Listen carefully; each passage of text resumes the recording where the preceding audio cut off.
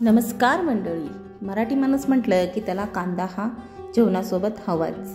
तर आज मी तुमच्यासाठी मस्त अशा 2 चटपटीत कांद्याच्या रेसिपी घेऊन आली आहे। चला तर मग मंडळी, वेळ वाया न घालवता मस्त या चटपटीत रेसिपीला सुरुवात करूया। तर मंडळी, इथे आपण मध्यम आकाराचे 4 कांदे घ्यायचे आहेत। अशा प्रकारे आपण त्याचे स्लाइस करून घ्यायचे आहेत। शक्यतो मध्यम किंवा मोठे जास्त छोटे घेऊ नका। स्लाइस केल्यानंतर आपण ह्याचे एक वेगळे तुकडे करून घ्यायचे आहे, म्हणजे रिंग्स वेगळ्या करून घ्यायच्या आहेत। व्यवस्थितरित्या ना जास्त जाड ना जास्त पातळ अशा रीतीने आपल्याला हा कांदा कापून घ्यायचा आहे। तर इथे स्लाइस करून झाल्यानंतर अशा रीतीने एक करून रिंग वेगळे करून आपण बर्फाच्या पाण्यात घालायचा आहे, जेणेकरून कांदा कुरकुरीत होईल आणि जास्त तिखटही लागणार नाही।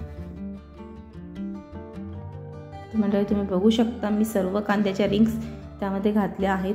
आता ह्या रिंग्स घालून झाल्यानंतर 2 ते 3 मिनिटांनी आपण यातील पूर्ण पाणी निथळून घ्यायचं आहे। निथळून झाल्यानंतर इथे मी 2 कांद्याचे काप घेतले आहेत। त्यामध्ये किंचित मीठ, चाट मसाला आणि 2 चमचे हिरवी चटणी घातलेली आहे, म्हणजे जी पुदिन्याची चटणी असते किंवा कोथिंबीरची ती घालायची आहे। सोबतच थोडीशी कोथिंबीर घालायची आहे आणि छान असं मिक्स करून घ्यायचं आहे।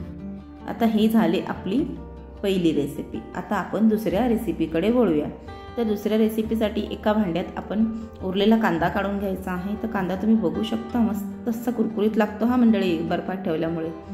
सोबतच चाट मसाला, चवीनुसार मीठ घालायचं आहे।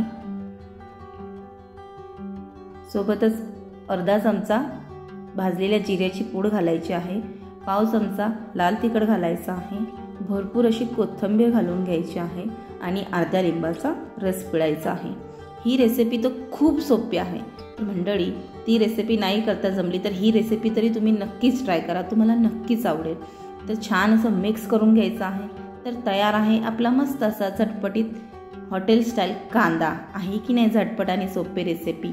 तर मंडळी, तुम्हाला जर माझी रेसिपी आवडली असेल तर व्हिडिओला लाईक, शेअर आणि सबस्क्राईब करा। सोबतच बेल आयकॉन बटन दाबायला अजिबात विसरू नका, जेणेकरून तुम्हाला नवनवीन रेसिपीचे नोटिफिकेशन येत राहतील। ना भेटू अशाच एका नवीन रेसिपीसोबत। वेळात वेळ काढून पूर्ण व्हिडिओ पाहिल्याबद्दल मनापासून खूप खूप खूप थँक्यू। आणि हो मंडळी, रेसिपी सिंपल आहे पण टेस्टी आहे, नक्कीच ट्राय करा।